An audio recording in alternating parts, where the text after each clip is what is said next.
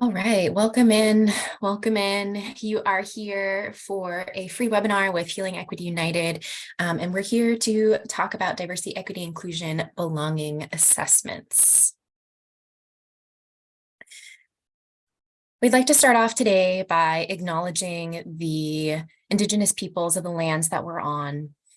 We start off this way to express gratitude and appreciation to those territories we are residing on. And as a way of honoring the Indigenous people, we have been living and working on this land from time immemorial. It's important that we understand the longstanding history that has brought us here and seek to understand our place within that history, whether we came here by choice or we were forcefully brought to this country. And so Healing Equity United is on the lands of Muwakma, Ohlone, Piscataway, and unceded Duwamish territory lands.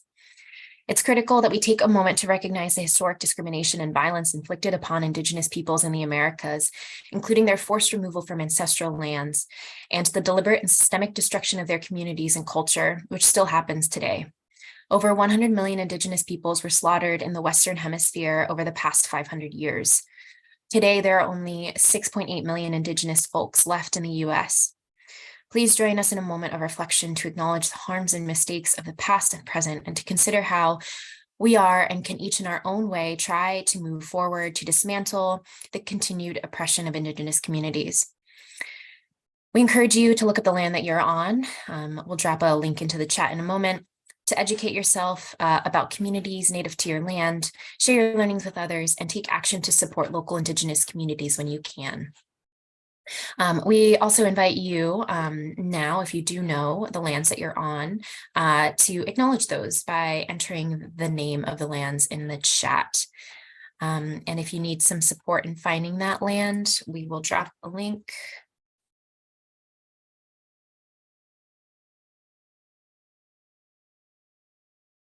Thank you. I will pass it over to Fiona. Thank you, Cassie. And so we want to offer you an authentic and genuine welcome from Healing Equity United to all of you. We welcome into this space people of all genders. This might include people who are women, men, trans, gender queer, or others. People of African descent, Black, African American, Asian descent, Arab descent, Pacific Islander, European descent, those who identify as Hispanic, Latinx, people indigenous to this land, and people of mixed and multiple descents. We welcome the languages that you might speak: Spanish, English, indigenous languages, sign language, etc. We welcome people of different class backgrounds: working class, middle class, owning class, or those of us who aren't sure where we might fall on the class spectrum. We welcome people currently struggling to get access to resources necessary for survival, like affordable healthcare and affordable housing, and those who currently have more access to those resources. We welcome people with disabilities, visible or invisible, people who are gay, lesbian, bisexual, heterosexual, pansexual, queer, or others for whom none of those labels might fit. We welcome your bodies and the different ways that you experience yours. It might include chronic pain, strength, tension, etc. We welcome survivors. We welcome people who identify as activists and people who do not. We welcome the single, married, partnered, dating, those in monogamous relationships and those in polyamorous relationships, those who are sexually active and those who are not. Those who are in their teens, 20s, 30s, 40s, 50s, 60s, 70s, 80s, 90s, and beyond. We welcome your wide range of emotions: joy and bliss, grief, rage, indignation, contentment, and disappointment. We welcome people with different faiths, religious traditions, faith practices, private practices that don't belong to any tradition, agnostics, atheists, and seekers. And finally, we welcome people who have been to sessions like these before and those who have not. We hope that, given that list of varied identities, you found yourself represented And so from Healing Equity United to all of you, welcome.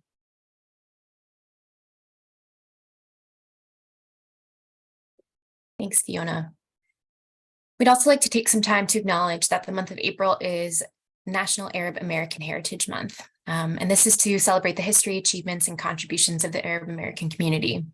We acknowledge that Arabs have and continue to experience harmful bias, discrimination, and hate crimes rooted in damaging stereotypes.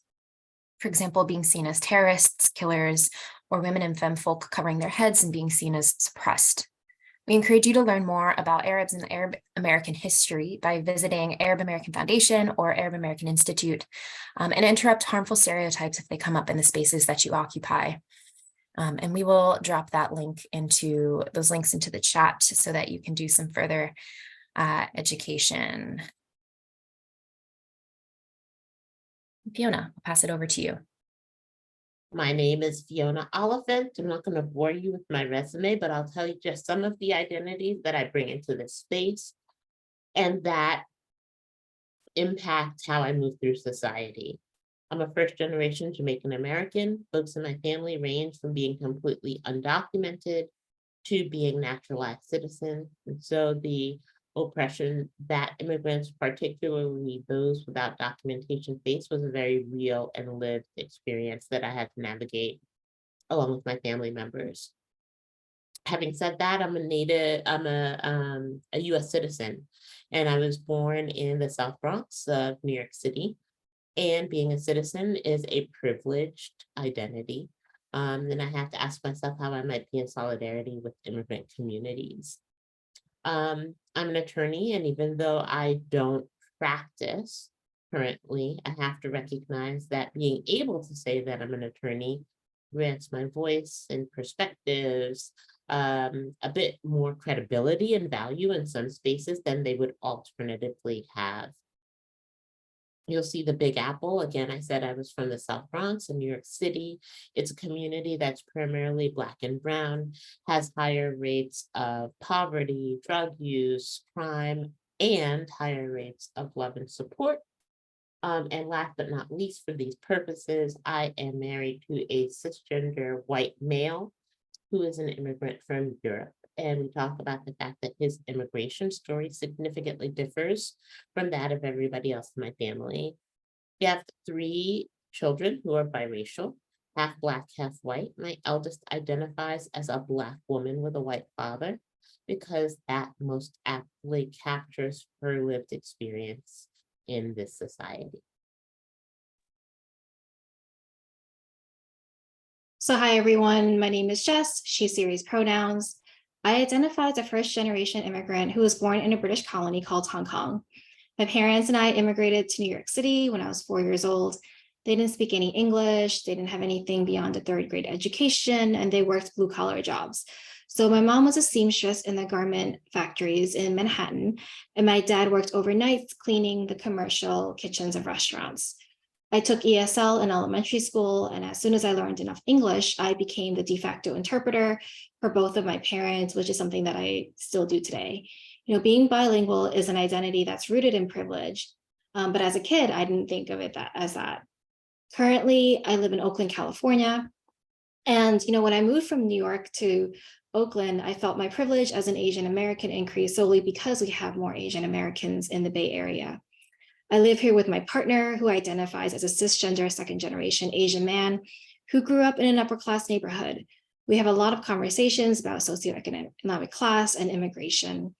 But he's also a community organizer working with low-income communities on civic engagement.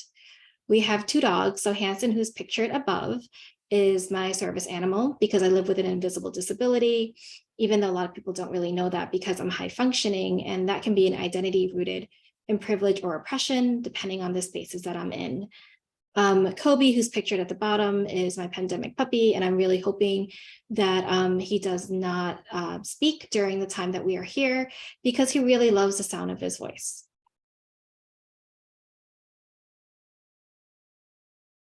Hi, everyone. I'll share some of the identity markers that I come into the space with as well. My name is Cassie Whitebread. I use she, her pronouns.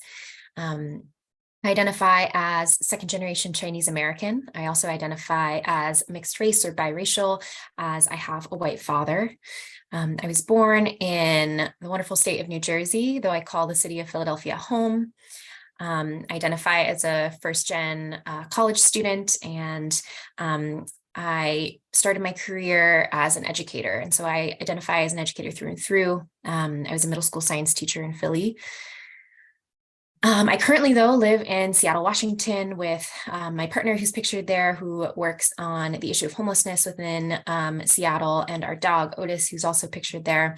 I also wear the hat as an education director for a small nonprofit called Seattle Works. Jess, I'll pass it back to you. Great, thank you, and welcome to this webinar. And so just wanted to give you a little background on who we are as Healing Equity United. So we are an organization that was founded essentially after Fiona and I spent probably over 40 years combined in a nonprofit sector, and seeing that there are very few people in leadership positions in organizations, nonprofits, as well as foundations who looked like the people whom we were serving. And so as a consulting agency, we support nonprofit organizations in becoming anti-racist and anti-oppressive through building and sustaining culture change. We also offer workshops and trainings, as well as assessment on diversity, equity, inclusion, to see where your organizations are today. And so I'm going to pause there because I know that we're going to be getting a little bit more into the assessments. And yeah, I'll just stop there. Thank you, Cassie. So our goals for our time together today, to enhance our understanding of what diversity, equity, inclusion, belonging, DEIB assessments are, and determine how DEIB assessment data may be leveraged to foster culture change within your organizations. Fiona, could you share some group agreements that we should focus on for today? Yeah. So because we're doing this virtually, I feel that some of these are calling out to me more than others. We have opened up the chat for everyone to be able to participate and chat with everyone. So please feel free to say it messy in the chat, but please be mindful of how much you are sharing. Even in that chat space, we want to create room for everyone to participate equitably and to feel welcome. As we are sharing this information, expect to be challenged in what we present, how we present it, and our methodology. From the way we do this work, all oppression is tied and all of our liberation is tied. And so, please, we are imploring you not to engage in the oppression Olympics in this space, so that you can be able to process and understand and then leverage the content that we are going to be providing about DEIB assessments. I think those are the ones that are jumping out to me. Thanks, Fiona. And I see that we have one goal at the bottom that was cut off, and that last one just says, take care of yourself throughout this time. So we're going to move into an online poll. We're talking about DEIB assessments, and we just want to get a sense of, whoever's in the room, what your familiarity is with DEIB assessments. And so we are going to launch a poll. And so in just a moment, hopefully you'll see a couple questions that pop up. I'll read those aloud for accessibility purposes. Feel free to answer them as you see that pop up on your screen. The first one, have you ever done a diversity, equity, inclusion, and belonging assessment, either in your current organization or in previous organizations that you've worked for? Second question, if the organization has done an assessment, have the results been put into practice? And that's something that we will definitely be talking about at Healing Equity United. We really lean into how to operationalize the content that we talk about in the assessments. And then for us, one of our buckets, as just mentioned, was training. And so how do we take the content that's learned in the trainings into our day-to-day? And so we'll give you a few more moments. I see we've got 75% participation. We'll give a few more moments to get a little bit more participation in.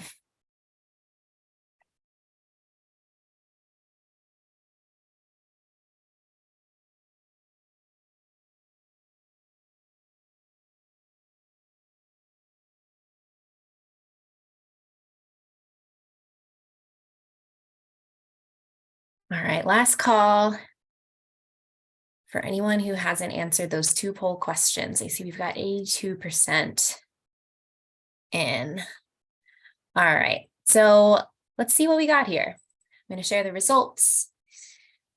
So that first question, have you ever done a DEIB assessment, either for your current organization or previous organization that you've worked for?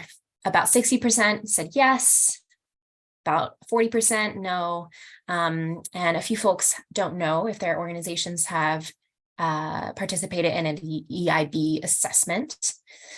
That second question, if the organization has done an assessment, have the results been put into practice? Only 35% of folks said yes, 15% said no. Those results haven't been put into practice. About 30% of folks said don't know. And then 21%, my organization, did not do an assessment. And so thank you so much for participating in that. We love to just get a sense of folks' familiarity as we enter the content. And so thank you for participating. And Fiona, I will pass it off to you. Let's get started. And as you shared that, what's jumped out at me is that almost 30% that said, I don't know. Because if you don't know whether or not it's been put into practice, the likelihood is that it hasn't been put into practice, or that it hasn't been effectively put into practice and then clearly shared, right? Or clearly articulated with folks on staff. So we want to start this component of the webinar with this quote by Tracy K. Smith. It says, we can't be all that righteous. And sometimes that's hard to stomach. It's hard accepting that your comfort or privilege or disinterest might feed into a real and palpable problem for another group of people. And it's hard, once you've recognized this to be the case, to heed the call to change. I want to start with this quote because, back in 2020, right, like everybody was, oh my goodness, racism is still a thing. Not everybody, but, many white folks, right? And many organizations wanted to amp up their participation in assessments, their crafting of DEIB statements. And I think this quote is particularly important around the heeding the call to change part, right? So once you do those assessments, or once you've made that commitment, what's the next step and how are you going to follow through? Next one. So what are DEIB assessments? And we basically think that DEIB assessments are a snapshot in time, and they are a critical component of an effective DEIB process journey. It's a thoughtful and comprehensive means of obtaining qualitative and quantitative. I lean more on the qualitative, Jess leans more on the quantitative form of data to determine where an organization lies in operationalizing its commitment to anti-oppression or anti-racism, right?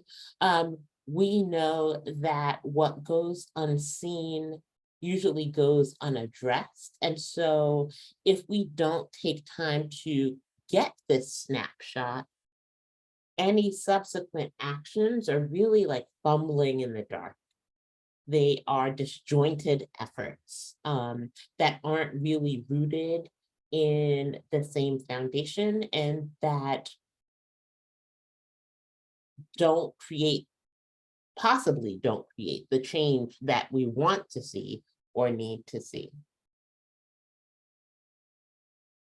So why should we every organization, do a DEIB assessment? I think that it's really important to do a DEIB assessment because, well, if we go to the next slide, we can figure out why. Thank you. It's because we first have to acknowledge where we are, right? We have to acknowledge that it is an organization's assets, right? The skills that you have in-house, the procedures that you may already have in place, the culture that might already exist. You want to acknowledge all of that. You want to acknowledge that there are certain things that exist, but then you also want to identify any gaps or barriers that might exist within the organization. What might unintentionally keep folks with marginalized identities from feeling welcome in joining our organization? A, they might not feel welcome joining the organization. B, once they join, they might quickly exit the organization. We want to be able to benchmark and capture all of this. Another thing that we like to focus on is the action component. Once you have an idea of where your organization may lie, it might give a really clear indication as to what staff can do, what the organizational community can do in order to shift the culture, take specific action. And hopefully that action is a springboard for subsequent change. Now, I'll ask you all, and if you could put this in the chat, if you were a part of the group that said your organization has already participated or conducted a DEIB assessment, can you tell us what was the intention of your organization? Was it because everyone else was doing it? Was it because a funder requested it? Was it because it was demanded by staff? Just put in the chat, what were some of the things that compelled your organization to conduct a DEIB assessment? What was the intention behind it? So specifically for those of you, about 60% of you said that your organization, your current organization or your previous ones did an assessment. And so we're just asking if you can, share, was there something specific that happened that made your organization want to do an assessment? And if so, we'd love to hear what that incident was, if there was one, and then Fiona and I'd be happy to share what we see when organizations get to that point of like, do we do an assessment or do we not? One thing that we're seeing in the chat right now is it was staff requested an assessment because after identifying gaps in their DEIB efforts. Yeah, that's definitely, that's actually pretty advanced in terms of like looking at, there were gaps and understanding that there were gaps. We saw other things that are coming in. One person mentioned that they did the organization 2 assessments. The state conducts employee surveys every 2 years or so. We've done one within our department. That assessment is being used to develop a strategic plan. Another person said it was due to social pressure. Another person said pay and equity audits. And so Fiona, I think we also, one more just came in because those doing the work wanted to know if what is being done is effective, as well as how it was being perceived within the organization. Yeah, I think we definitely get a wide range of what you all shared. And another person just said, we saw other organizations just putting out statements around DEI without doing the actual work to change our policies. Yes, Fiona and I've also seen that within the last couple of years. But even going off of that, it was, I think some of you mentioned this, it was like staff were like, well, what's happening? What's really happening? Like, we can't just put out a statement and there's no accountability. Another person just shared, to create a culture of change and putting into action. Yeah, absolutely. Is there anything you want to add there? Because I think they covered a lot of the reasons.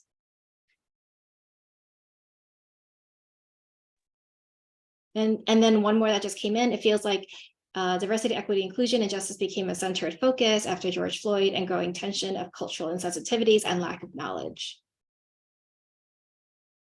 Yeah, you all touched on many of them. Many of the reasons why organizations have initially started to take DEIB assessments, the intention behind them. So let's spring into, or shift into rather, what they are.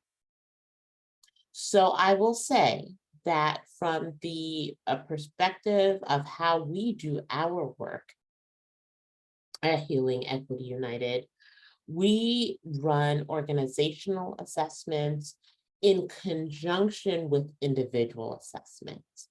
And we do that because we believe that in order to shift the culture, you have to know where folks in your community as individuals are in their journey.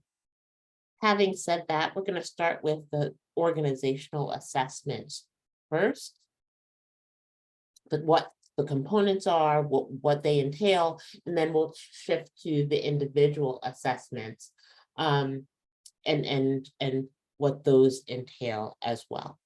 So organizational assessments, ours are fairly long. There are a variety of them, of tools that are available. Some are short, some are like 15, 20 minutes long.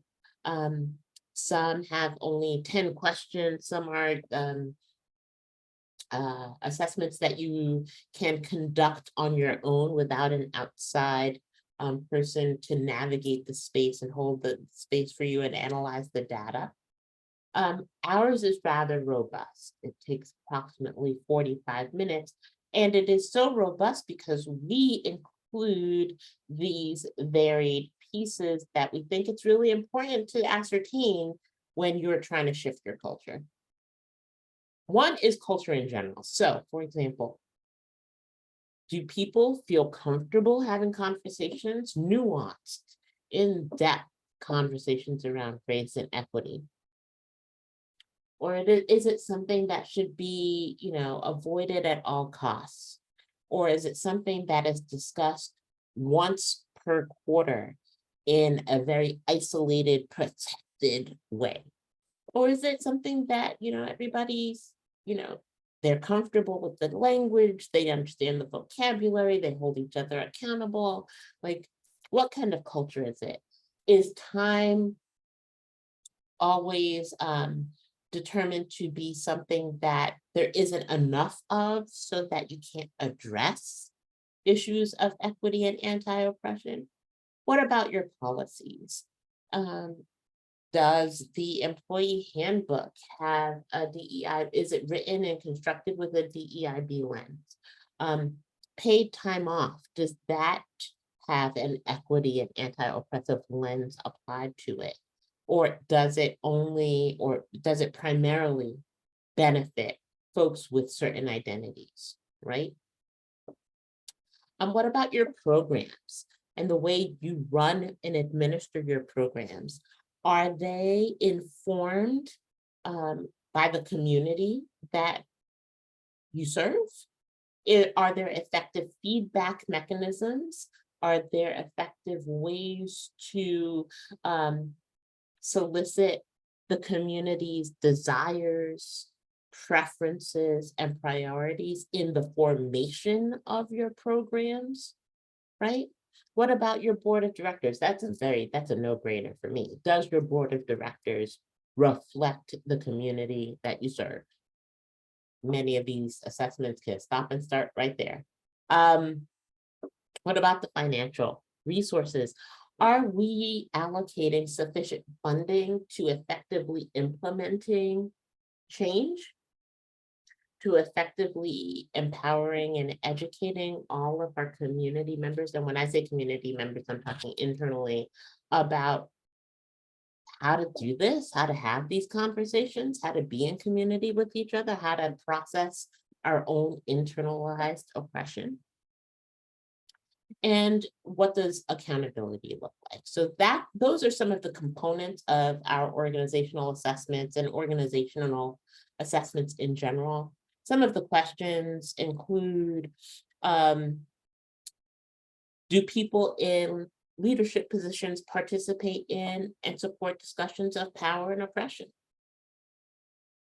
Are BIPOC folks welcomed into the organization only insofar as they can assimilate into the existing culture?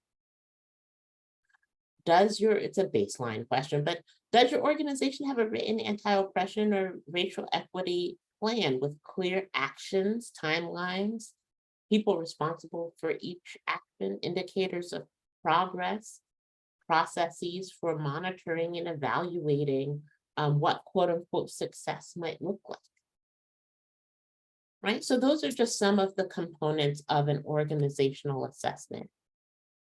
We're going to shift to the individual assessment. And as I mentioned earlier, from HEU's perspective, it's really crucial that we have the individual component.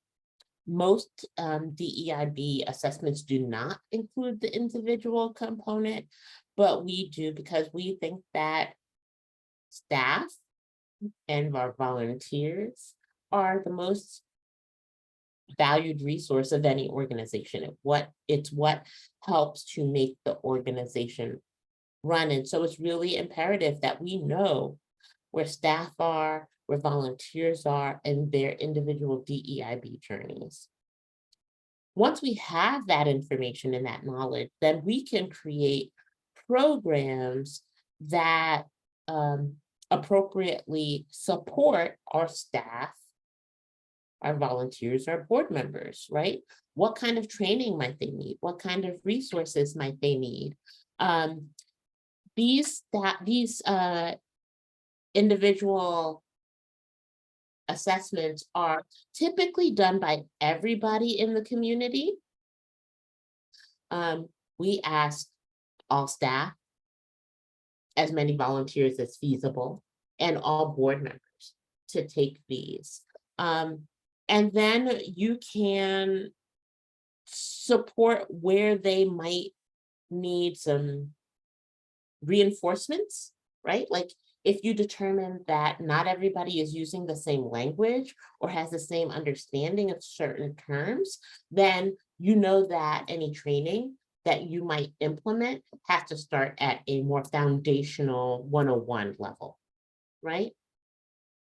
If you find that folks in your community are really great with the terms and read all the books and know all the lingo, but haven't really internalized any of the work, then you might start at a different space. So what are some of the sample questions that we include in our individual assessments? Some of them are, how comfortable are you discussing issues of oppression and equity with those whose views differ from your own? If you notice acts of oppression within your organization, do you feel comfortable addressing them with leadership?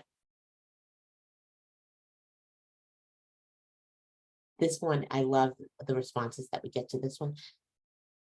In the past, have you said or done anything that has offended somebody due to their membership in a specific group, i.e. their racial group, ethnic group, sexual orientation, gender disability, ability, whatever, So anyway, those are some of the questions that might be included in the individual assessment.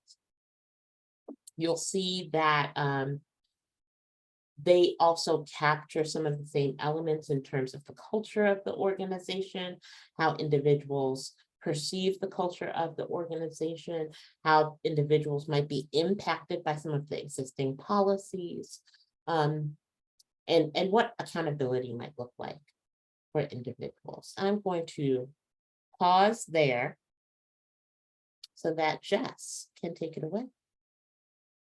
Great, thank you, Fiona. And I think that, when we're thinking about, how and who are we going to hire to conduct our assessments and whether they're a right fit for our organization, there's a couple of factors we might want to consider, right? So one is really looking at, well, how do you want the assessments delivered?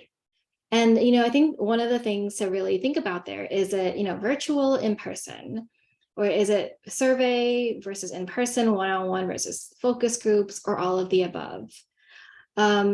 Has there been harm within your organization? Are people's trauma from that harm coming up, and that you might need someone who has experience in addressing some of that harm and repairing it? Looking at your organizational culture and language access, right? There have been times when Fiona and I have had to have our assessments translated, accessibility issues as well. Another one is looking at the cost. So how much is your organization able to put into the cost of an assessment?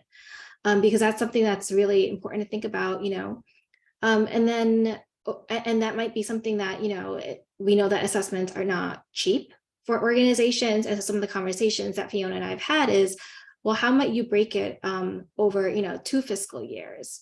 Is there an ability to submit a grant that is looking at capacity building through diversity, equity, inclusion, and belonging? And this might be something that you include in there.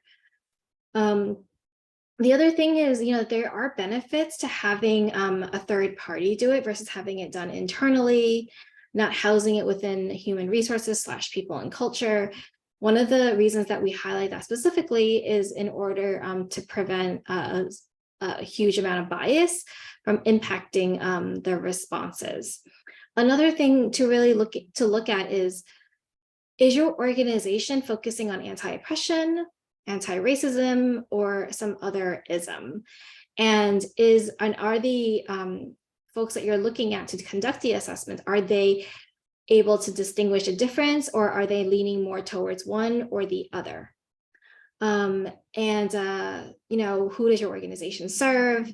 Does your DEIB person doing the assessment have experience with that population, or your specific type of nonprofit, whether it's an advocacy organization or a research organization or a direct services organization? And then also looking at, at your makeup of the organization. And so those are just a couple of factors to consider. And then I'm going to pass it back over to Fiona to talk about how do we know that if we have the right fit? Right. So I will say, just to be honest and transparent, wow, there are many, many people suddenly jumping into the DEIB space. Many folks doing the assessments and encouraging nonprofits to select them in this journey. And we know that the problem far exceeds the amount of people doing the work. So there's no shade there, but it's really important that when we are selecting folks to administer the assessments, we have to ask ourselves, are our values aligned? Are our approaches rooted in the same understanding? So, for example, there are some folks who believe you have to address this form of oppression before you can address that form of oppression. So they might have assessments that might exclude certain groups or certain marginalized identities or not. And that's up to your community to determine if you're going to pursue one or you're going to try to mitigate one before addressing another. That's for you all to determine. But it is something that you have to ask and something that you have to ensure. You have to ensure that your values are aligned, your approaches to doing the work are aligned. How are their social identities related to your organization? So in other words, do they represent people that your organization is currently serving, right? Is your organization, if you are, for example, focusing on anti-racism, is your organization looking for BIPOC folks or folks of the global majority to administer these assessments, right? Versus if your organization is focused on LGBTQIA2S issues, are you perhaps looking for somebody from that community to administer the assessment, right? All of these issues should be coupled with the expertise, experience that folks have. In other words, we should not be selecting folks on identity alone. We should be taking into consideration identity, who we serve, the expertise of the folks who are doing the work. And also, I would say, and Jess and Cassie, please jump in here, how we are able to process the information. There are many times that we have provided feedback in terms of the assessment report. And some folks in leadership just could not accept the results. They could not accept the results because, are you telling me that we haven't done enough? And how dare you? And at the end of the day, what it was that it was 3 women of the global majority telling it in most of these incidents, it's predominantly white leadership, that there is significant room for change. And the pushback was around the fact that they couldn't hear it from us, right? Or at least they couldn't hear it in the moment.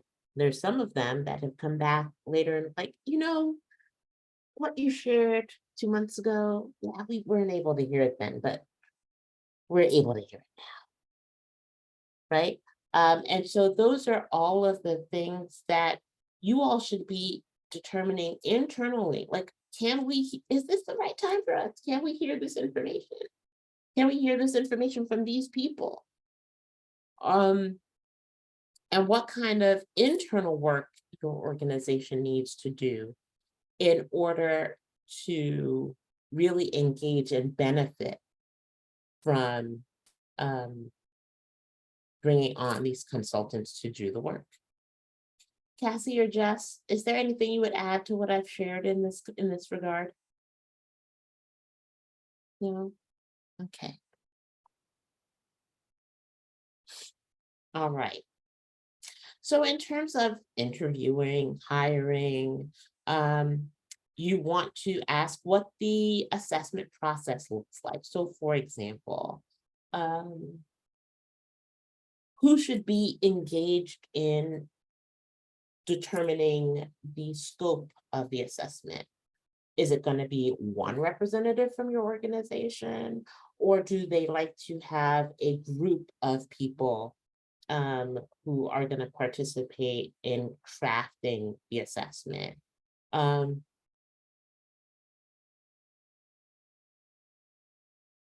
Is the assessment going to be accessible to all? So what kind of formats are they going to provide? Is it only online? Is it written? Is it focus group? Is it, you want to ask what that might entail? You want to ask how long it's going to take, whether or not some of the things that Jess brought up earlier are going to be, how are they going to be addressed? So if during the assessment process, it is revealed that there is substantive existing harm, what does that mean for the assessment process? Are they going to pause? Are they going to barrel straight ahead? And what does that look like? So those are some of the questions you should be asking. You should be asking whether or not it's anonymous, whether or not the feedback and the results are going to be anonymous, how the data is going to be collected and then shared back. In terms of who should be involved in your interview process, we believe that it should be a small but representative group of your organization. So maybe it might be a representation, certainly of your leadership, but also of frontline staff, of your DEI team, of folks who are trying to shift the culture internally. There should be, if at all possible, racial and ethnic representation on that interview panel. And who is the final decision maker going to be vis-a-vis who is engaged? So there have been some instances that we've seen where folks of the global or staff of the global majority are like, oh no, this consultant really gets it and we like this approach. And then leadership, mostly leadership that identifies as white, and like, no, their tone, we don't like the tone, or we don't like their process. And so really determining first and foremost how you all as an organization or entity are going to determine how best to select a consultant. What I will say is, please don't have 25 interviews with consultants to determine this. Please don't ask them to draft reports and do work up front before you're actually engaged, or those kinds of things.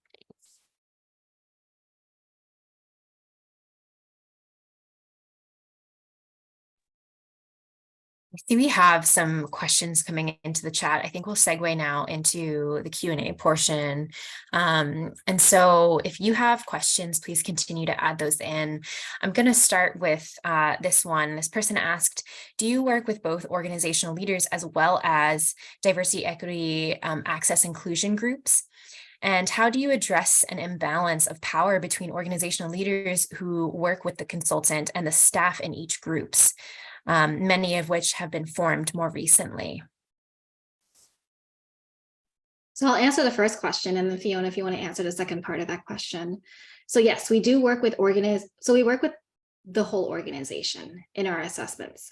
So we do work with organizational leaders and staff, DEAI groups specifically.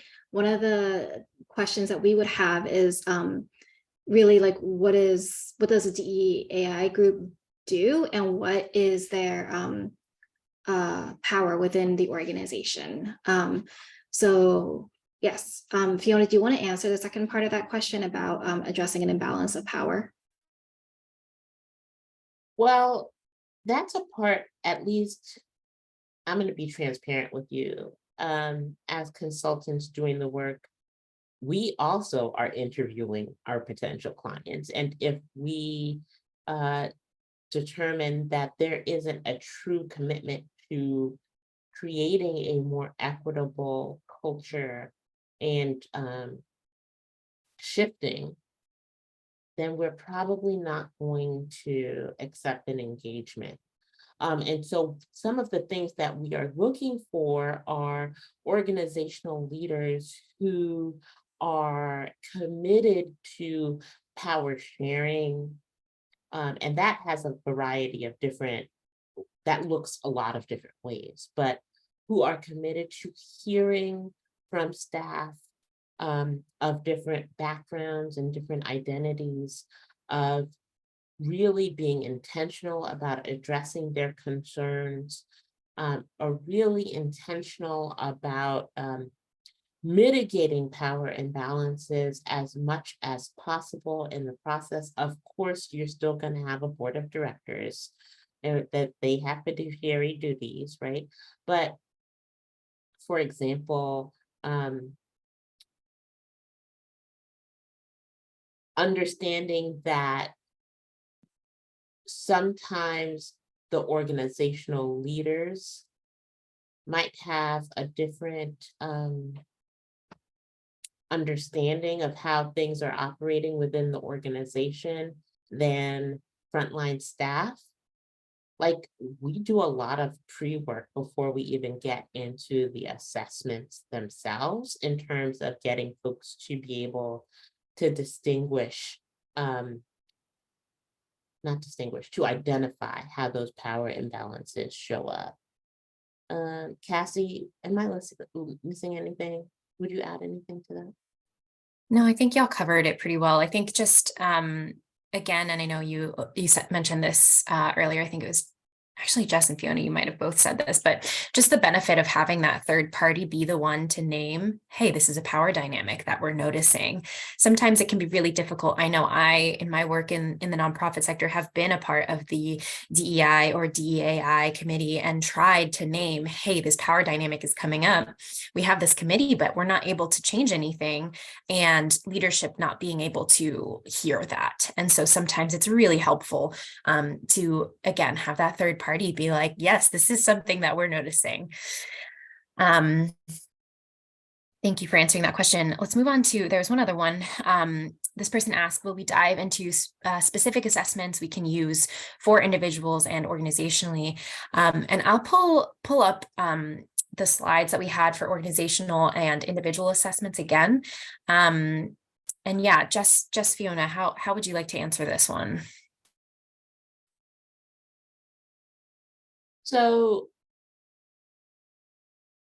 obviously, HU is not going to share exactly what our assessments entail in this space, but there are a variety that are available online. There are some templates that can be used, but I will say that, yeah, here are some of, and what Cassie is sharing are some of the main components of an organizational assessment. From our perspective, it should touch on not only culture or policies and procedures, but it should also touch on the board of directors, on community engagement, what accountability looks like, and all of that kind of thing. I hope I'm answering the person's question. Chris, was there anything you wanted to add to this? Yeah, I think that there, like as Fiona said, there are multiple tools that are available out there, and I think that the importance is not necessarily like what are the tools, but how are they actually administered, right? So, you know, when Fiona, Cassie, and I do organizational assessments and individual assessments, we actually customize it to your organization so that we are specifically looking at what is going on with your organization. I think also the privilege for us is that as third-party consultants, like we actually do get a broader view of the organization, and we don't come in with the biases that, you know, if you're doing this internally, that might already exist. So that's all I would add.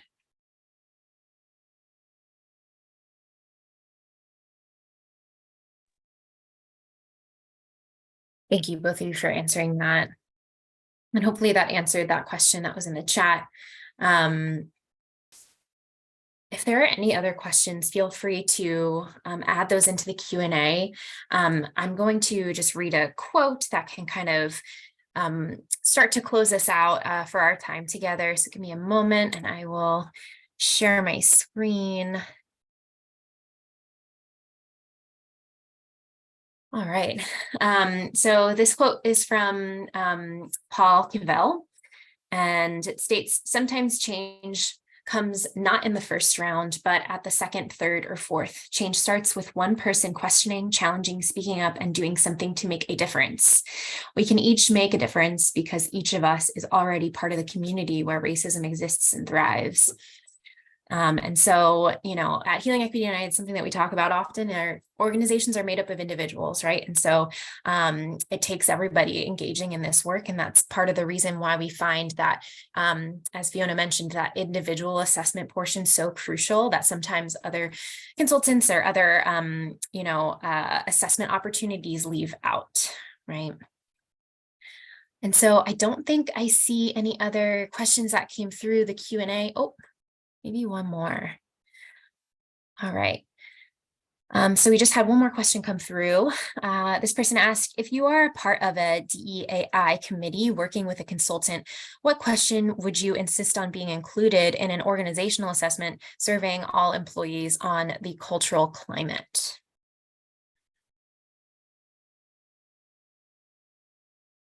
That's a great question. I don't think it's an individual question from my perspective. I think there are a variety of questions that I would insist on being included about the cultural climate. So one, if I experience harm based on my one of my marginalized identities, and I share that I've experienced that harm, what is the typical or standard response from the organization?